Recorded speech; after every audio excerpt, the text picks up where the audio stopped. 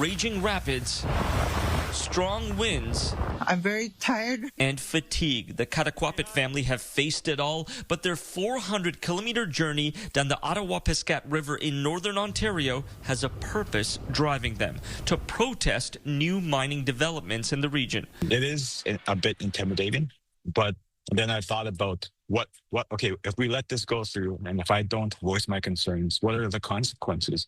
Their destination, the Ring of Fire, a vast area rich with minerals like nickel, copper, and gold in northern Ontario. The Attawapiskat family starting their journey from their home near James Bay for nearly 2 weeks. They've been making their way down the Attawapiskat River until they reach the Ring of Fire, where they'll then meet the Nishkandika First Nation to set up an encampment and send a message.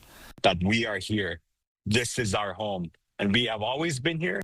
The federal and Ontario governments recently passed legislation allowing them to fast-track big projects like mines in regions like the Ring of Fire, sparking worry it'll bypass environmental and Indigenous consultations. There has to be protections. There has to be some commitment inside the bill that all environmental laws will be respected. Ontario Premier Doug Ford saying Friday his government has already consulted some Indigenous groups. I want them to have their kids and grandchildren have a better life. I want them to have equity partnership.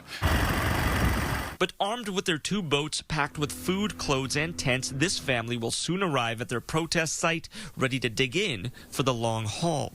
So how long do you think you'll stay there? I will be here as long as it takes. And they aren't the only ones. First Nations from across the country have warned they could turn to other forms of protest, like blocking roads and railways, if the legislation is not repealed.